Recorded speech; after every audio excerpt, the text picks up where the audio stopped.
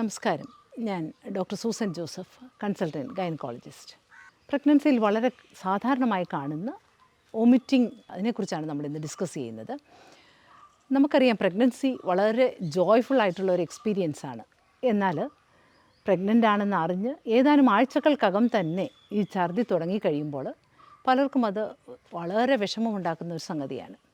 നമുക്കിത് എങ്ങനെ natural remedies കൊണ്ടൊക്കെ ഇതെങ്ങനെ മാനേജ് ചെയ്യാം, ഇതിന് മെഡിക്കേഷൻ ആവശ്യമാണോ, എപ്പോഴാണ് ഹോസ്പിറ്റലൈസേഷൻ ആവശ്യമുള്ളത് തുടങ്ങിയ കാര്യങ്ങളെക്കുറിച്ച് നമുക്കിന്ന് ഡിസ്കസ് ചെയ്യാം. നമുക്കറിയാം, ഏകദേശം 5 മുതൽ 7 ആഴ്ചകളൊക്കെ തന്നെയാണ് യൂഷ്വലി ഈ വൊമിറ്റിംഗ് സ്റ്റാർട്ട് ചെയ്യും. ഒരു 12-14 ആഴ്ചയാകുമ്പോൾ യൂഷ്വലി അതൊന്ന് സെറ്റിൽ ചെയ്യും. യൂഷ്വലി ചിലർക്കൊരു 5 മാസം വരെയും ഈ ഛർദി നീണ്ടുപോകാം. പ്രഗ്നൻസി ഹോർമോണുകളായ HCG, ഈസ്ട്രജൻ തുടങ്ങിയവയൊക്കെയാണ് ഈ വൊമിറ്റിംഗ് ഒക്കെ ഉണ്ടാകാനുള്ള കാരണം. സാധാരണ ഇതിന് മോർണിംഗ് സിക്നസ് ആണ് നമ്മൾ പറയുക. മിക്കവാറും രാവിലെ എഴുന്നേറ്റ ഉടനെയാണ് ഈ ഛർദി കൂടുതലായിട്ട് കാണുക.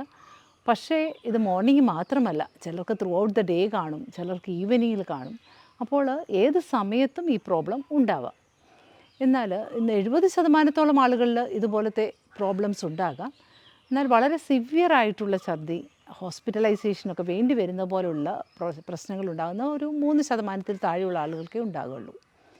അപ്പോൾ ഈ വൊമിറ്റിംഗ് എപ്പോഴാണ് കൂടുതലായിട്ട് കാണുക? ചില പ്രത്യേക കണ്ടീഷനുകളിൽ, അതായത് ട്വിൻ പ്രഗ്നൻസി, മൾട്ടിപ്പിൾ പ്രഗ്നൻസിയിൽ, അതുപോലെ മുന്തിരിക്കുല ഗർഭം തുടങ്ങിയ മോളാർ പ്രഗ്നൻസി തുടങ്ങിയ കണ്ടീഷനിലൊക്കെ ആണെങ്കിലും ഈ വൊമിറ്റിംഗ് ഒക്കെ കൂടുതലായിട്ടുണ്ടാവാം. വൊമിറ്റിംഗ് ഉള്ള പ്രഗ്നൻസി യൂഷ്വലി നമ്മൾ പറയും, അതിൻ്റെ കാണിക്കുന്നത് HCG ലെവൽ കൂടുതലായിട്ടുണ്ട്, നല്ല ലെവലിലുണ്ട് എന്ന് പറയാറുണ്ട്. അപ്പോൾ ഈ വൊമിറ്റിംഗ് ഉള്ളത് എപ്പോഴും പ്രഗ്നൻസി നല്ലതായതുകൊണ്ട് മാത്രമാവണമെന്നില്ല. ചിലപ്പോൾ ഇതുപോലുള്ള മോളാർ പ്രഗ്നൻസി തുടങ്ങിയ പ്രോബ്ലത്തിനും ഇതുപോലെ വൊമിറ്റിംഗ് കൂടുതലായിട്ട് കാണാം. പക്ഷേ ചിലർക്ക് വളരെ നല്ല പ്രഗ്നൻസി, യാതൊരു കുഴപ്പമില്ലെങ്കിൽ യാതൊരു വൊമിറ്റിങ്ങും ഇല്ലാതെ തന്നെ പ്രഗ്നൻസി വളരെ സുഗമമായിട്ട് മുന്നോട്ട് പോകും. അപ്പോൾ വൊമിറ്റിംഗ് മാത്രം വെച്ചൊരു പ്രഗ്നൻസി നല്ലതാണോ ചീത്തയാണോ എന്ന് നമുക്ക് പറയാൻ സാധിക്കില്ല. എങ്ങനെ നമുക്ക് ഇത് മാനേജ് ചെയ്യാം എന്ന് നോക്കാം. ഈ വൊമിറ്റിങ് യൂഷ്വലി നമുക്കറിയാം, ചിലർക്ക് ഒരു പ്രത്യേക സ്മെല്ല് വരുമ്പോൾ അറിയുമ്പോൾ, ചില നേരത്തെ വളരെ പ്രേമായിരുന്ന ഭക്ഷണങ്ങൾ പിന്നെ ഈ പ്രഗ്നൻസി ടൈമിൽ ഒട്ടും ടോളറേറ്റ് ചെയ്യാൻ പറ്റാത്ത അവസ്ഥ. അപ്പോൾ ഓരോരുത്തർക്കും അത് ഡിഫറൻ്റ് ആയിരിക്കും. അപ്പോൾ സാധാരണ നമ്മൾ പറയും, ഈ സ്മെല്ല് കൂടുതൽ വരിക, നല്ലതായിട്ട് ആവി പറക്കുന്ന ഭക്ഷണത്തിനാണല്ലോ കൂടുതൽ നല്ല മണമുള്ളത്. അപ്പോൾ അത്ര ചൂടോടെ അല്ലാതെ ഇത്തിരി ചൂട് കുറഞ്ഞ അളവിൽ ഭക്ഷണം കഴിക്കാമെങ്കിൽ, മിതമായ ചൂടിലൊക്കെ ഭക്ഷണം കഴിക്കാമെങ്കിൽ ഇത്രയും കുറച്ചുകൂടെ ടോളറേറ്റ് ചെയ്യാൻ പറ്റും.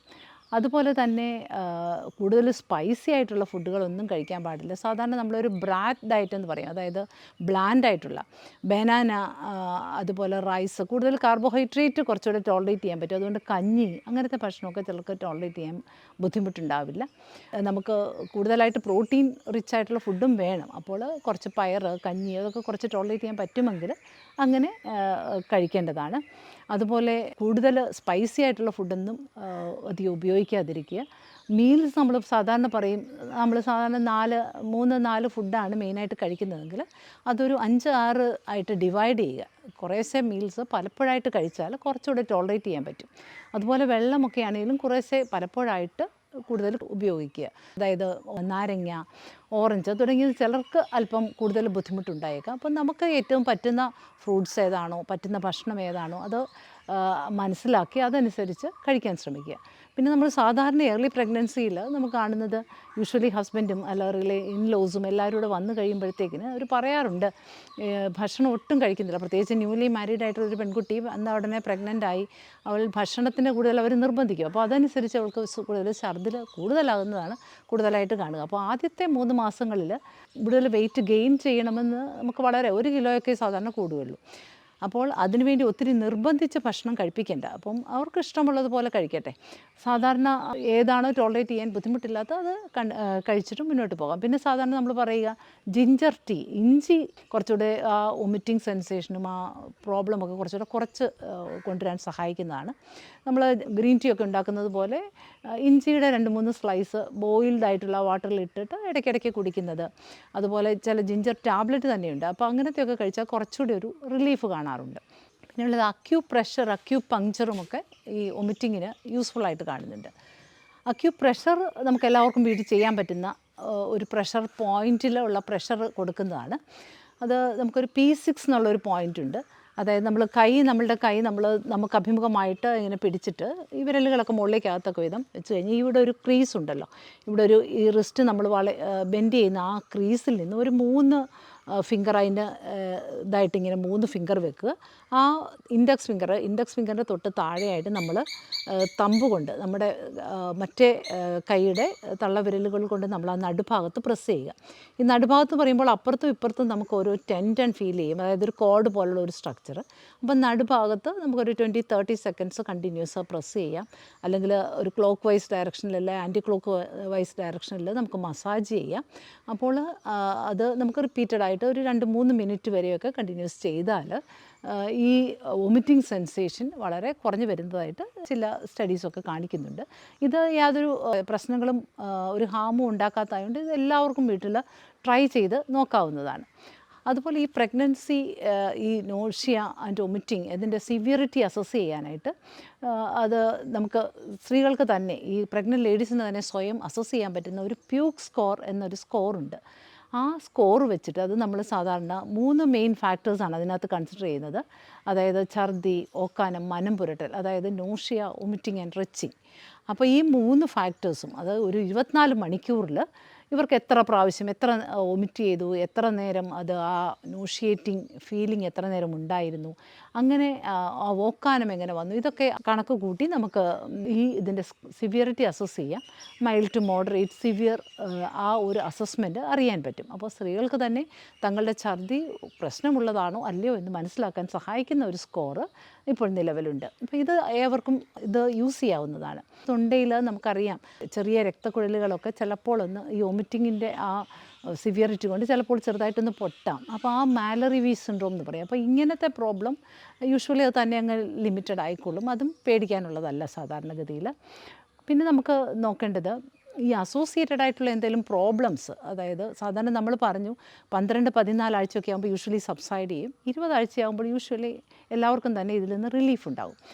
അപ്പം ഇതുകൊണ്ട് റിലീവ്ഡ് ആവുന്നില്ല, ഇതിന് ലേറ്റായിട്ടാണ് ഈ വൊമിറ്റിംഗ് സ്റ്റാർട്ട് ചെയ്തതെങ്കിൽ തീർച്ചയായിട്ടും മറ്റുള്ള എന്തെങ്കിലും പ്രോബ്ലംസ് ഉണ്ടോ എന്ന് നമ്മൾ റൂൾ ഔട്ട് ചെയ്യേണ്ടതാണ്. ചിലർക്ക് മഞ്ഞപ്പിത്തം, അല്ലെങ്കിൽ ചിലർക്ക് ഈ വൊമിറ്റിങ്ങിൻ്റെ കൂടെ എപ്പോഴും നല്ല അടിവയർ വേദന, അല്ല യൂറിൻ പോകുമ്പോഴുള്ള പെയിന്, അങ്ങനത്തെ പിന്നെ നെഞ്ചരിച്ചൽ കൂടുതൽ വരുമ്പോൾ ഗ്യാസ്ട്രൈറ്റിസ്, അതായത് ആ ഗ്യാസ്ട്രൈറ്റിസ് വന്നിട്ടുള്ള ഛർദിൽ ചിലപ്പോൾ അതിന് നമ്മൾ ആ ഗ്യാസ്ട്രൈറ്റിസിൻ്റെ മെഡിക്കേഷനോട് ആഡ് ചെയ്യേണ്ടി വരും.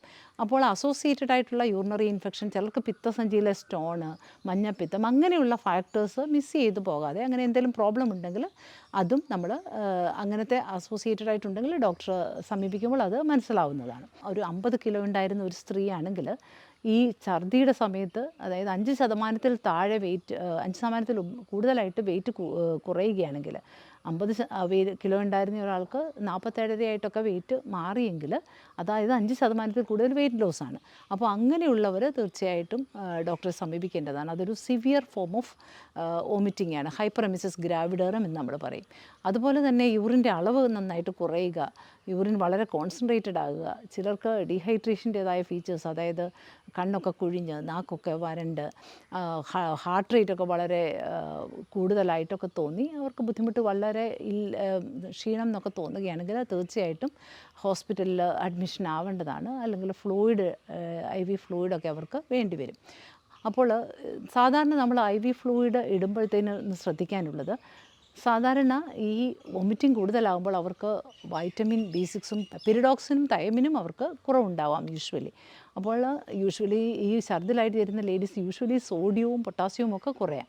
അപ്പം നമ്മൾ സാധാരണ ട്രിപ്പിടും, ചിലർ വീട്ടിൽ തന്നെ ട്രിപ്പിടുന്ന മെഡിക്കൽ ഫീൽഡിലൊക്കെ ഉള്ളവരുണ്ടെങ്കിൽ യൂഷ്വലി ഗ്ലൂക്കോസ് ട്രിപ്പിടുന്ന ഒരു പ്രവണതയുണ്ട്. അതത്ര തുടക്കത്തിലേ നമ്മൾ സാധാരണ അഡ്വൈസ് ചെയ്യുന്നത് സലൈൻ ആണ് യൂഷ്വലി അവർക്ക് കൂടുതലായിട്ട് കൊടുക്കേണ്ടത്.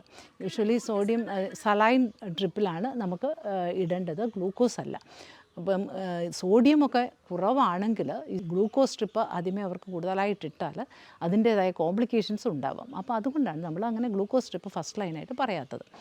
പിന്നെ മെഡിക്കേഷൻസ്, നമ്മൾ ഛർദി വളരെ ലോ ലെവലിലുള്ള സാധാരണ സിവിയർ അല്ലാത്തവർക്ക് നാച്ചുറൽ ആയിട്ടുള്ള റെമഡീസ് കൊണ്ട്, അതായത് ഫുഡിലുള്ള അഡ്ജസ്റ്റ്മെൻറ്റ് കൊണ്ടൊന്നും ഈ വൊമിറ്റിങ് ഒന്ന് കുറയുന്നില്ല എങ്കിൽ അവർക്ക് ശ്രദ്ധിക്കാവുന്ന ചില മെഡിക്കേഷൻസ് ഉണ്ട്. ഇത് ടൈം ടെസ്റ്റഡ് ടാബ്ലറ്റ്സ് ആണ്. വളരെ വർഷങ്ങളായിട്ട് പ്രഗ്നൻറ്റ് ലേഡീസിന് കൊടുത്തുകൊണ്ടിരിക്കുന്ന ഡോക്സിലമിൻ, പിരിഡോക്സിനൊക്കെ കലർന്ന മെഡിക്കേഷൻസ് വളരെ യൂസ്ഫുള്ളാണ്. അപ്പോൾ ഇത് എടുക്കേണ്ടതിന് യാതൊന്നും ഭയക്കേണ്ട കാര്യമില്ല. ഏത് മെഡിസിൻ എടുക്കുന്നതിനും അതിൻ്റേതായ റിസ്ക്കും ബെനിഫിറ്റുമുണ്ട്. അപ്പോൾ ഈ ഛർദിയുടെ ഈ ഫസ്റ്റ് ലൈൻ മെഡിക്കേഷനായ ഡോക്സിലമിനും പിരിഡോക്സിനും ഒക്കെയുള്ള കണ്ടൻറ്റ് യൂഷ്വലി വളരെ സേഫാണ്. അവർക്ക് വളരെ ആരോഗ്യത്തോടെ ഈ ഭക്ഷണം കഴിക്കാനും പ്രഗ്നൻസി വളരെ സന്തോഷകരമായ ഒരനുഭവമാക്കാൻ ഈ മെഡിക്കേഷൻസ് കൊണ്ട് സാധിക്കും. അപ്പോൾ അതെടുക്കാൻ യാതൊന്നും പേടിക്കേണ്ട കാര്യമില്ല. ഇതുകൊണ്ട് കുഞ്ഞിന് യാതൊരു പ്രോബ്ലവും ഉണ്ടാകാറില്ല. പിന്നെ സെക്കൻഡ് ലൈനായിട്ടാണ് നമ്മൾ സാധാരണ ഒഡാൻസിട്രോൺ എന്നൊക്കെ പോലുള്ള മെഡിക്കേഷൻസ് എടുക്കുക.